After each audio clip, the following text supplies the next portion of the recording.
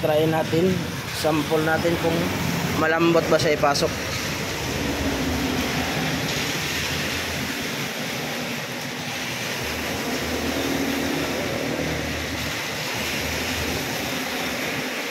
Ihawak ko ba? Susundan natin ang video. So ginawa natin.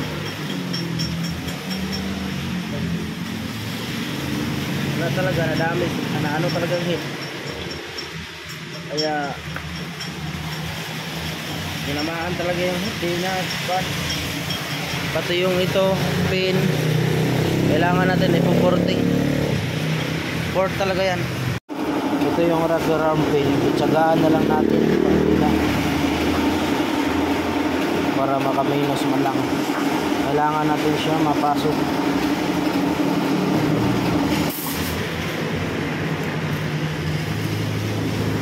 Yung rocker arm na wala na kasi damage na yung camshaft, rocker arm. Yan. Kaya ito bago. Pero itong pin ni-repair lang natin, nilinis. Sa problema lang matigas yung pin ipasok dito. Itong head niya oblong na, hirap ipasok yung camshaft tsaka pin. Supporting natin, dali natin sa loob. So dito mga kapawis, yung tulad ng sinasabi ko sa inyo, dito sa kapromotor hanggat kaya i-repair. Tulad ditong cylinder head, di ba napanood nyo yan. Sa mga hindi nakaunawa doon sa video na in-upload ko, nakipagtalo kayo na walang butas dyan, may butas dyan. So, ang mga nag-comment kasi na hindi alam, hindi nyo talaga alam. Pero kami mekaniko na alam namin ginagawa namin, binabash nyo. Ngayon, nakita nyo pinukpok ko yung camshaft kasi nasira na. Mahirap siya ipasok. Mahirap na ipasok yung dahil oblong na nga to, dahil sa init. Tapos, ang gagawin natin ito, ipo-porting para pumasok. Diba? Dito ginagawa ang kapromotor, ginagawa itong kapromotor para hindi na makabili yung mayari. I-try nyo nga, dalhin sa iba. Magtyaga ba yung mekaniko? Magtyaga ba yung sila na ibabalik pa yan? Hindi na, palit bago. Tulad nito, na nakita nyo sa video na hanggat kaya, o sige, i-repair natin itong rocker arm pin. Kasi hirap yan ipasok. O, matigas o. Hindi na mapasok yan. Kasi nga, dumaan siya sa overheat. Dahil sa overheat, sira yung cam. Ngayon, pinalitan ng rocker arm, ililihan natin. Ang purpose dyan para pumasok. O, smooth na siya. Smooth na rin dito siya sa kabila.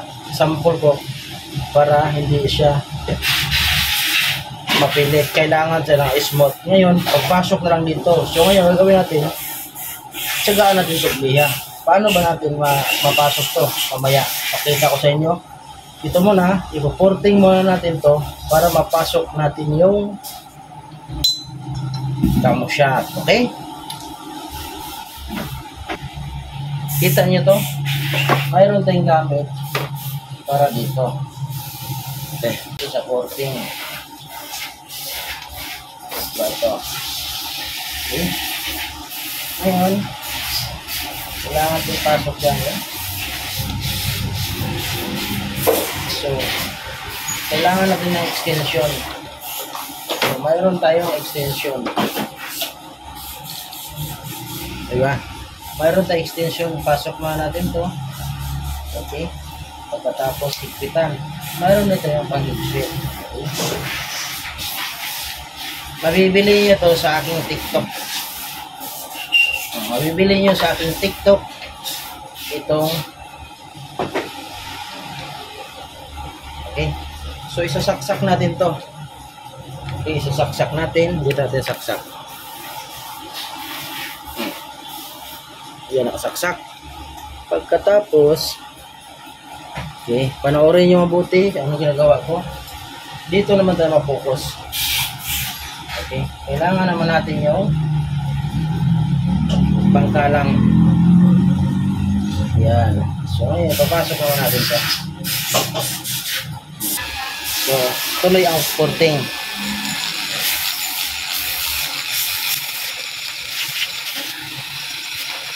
Okay.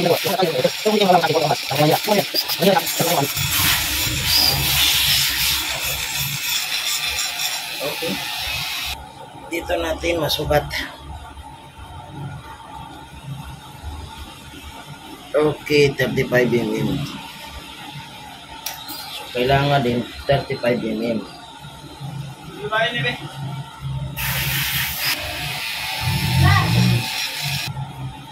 Lagyan natin langis konti. Kailangan pa natin ng padulas yan. Sample pa yan, lilinisin pa yan eh.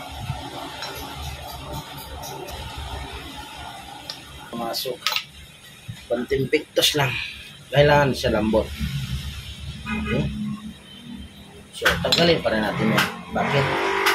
Kailangan natin tanggalin yan dahil lilinisin pa yun eh. Yan, kaya tanggalin natin. Tanggal naman para walang sugat. Dito lang. Yan. Pictos lang. Okay? So, pumasok na siya. So, dito naman tayo. Itong pin.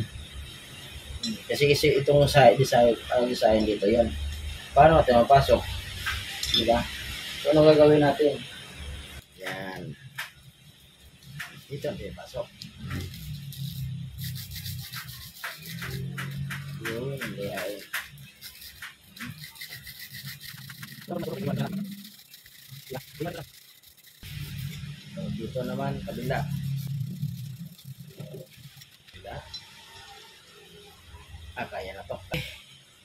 Balik tayo sa labas para ma-repair natin at malinis to.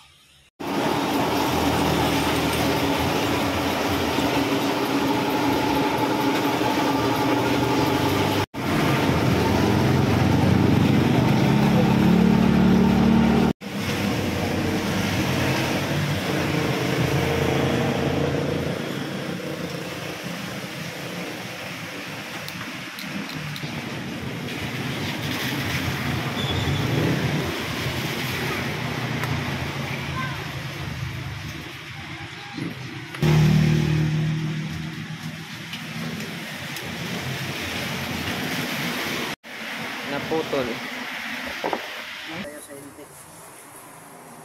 Intake muna, intake.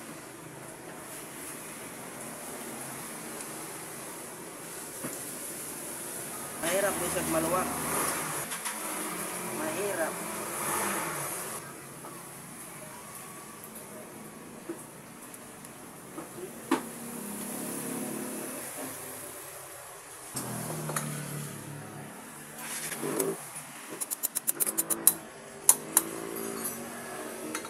Natin siya dahil clearance pa lang.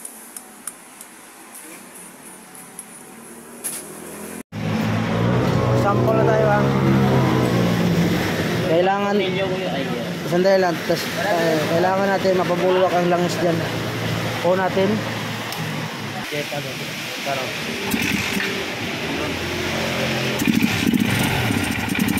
Kailangan lang ito.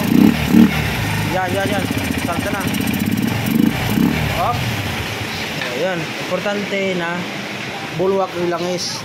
Ang ganda ng supply ng langis sa gitna. Kasi ito, pag tumagas ang langis sa kabila, hindi yan basta-basta, hindi yan kaya. Kasi isirado mo yung cover, hindi niya kayang supplyan. Kailangan mayroon sa gitna. Nakita niyo yung bulwak sa gitna. Yun yung importante. Para hindi masira yung heat. Maganda bang andar?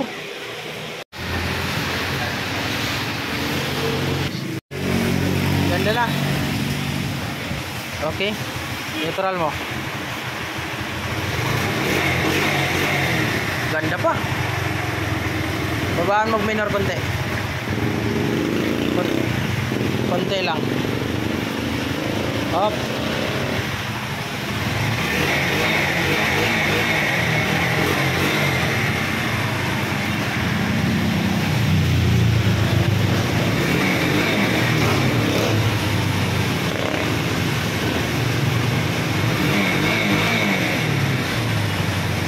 Yung gauge mo lang.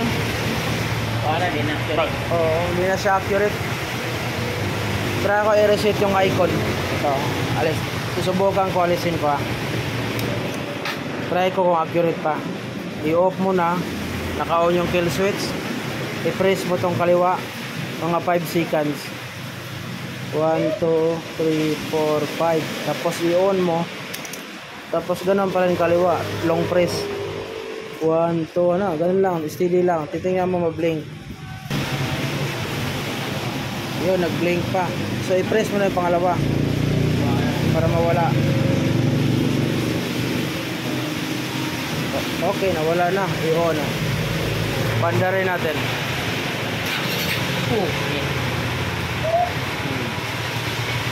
Wala na siya.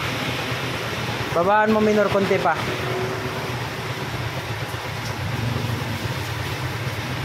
Sige pa, baba pa. Up.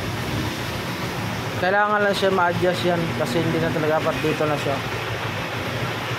Pero maganda na yung minor.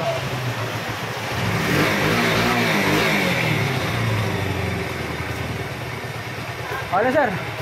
Dito lang yung dashboard mo. Oo, hindi na accurate yung dashboard mo. Dito na. Oh, dapat dito yan siya. Tapos 1.5. Pero okay na, makina. Ayos na. Lakas pa makina mo. Okay.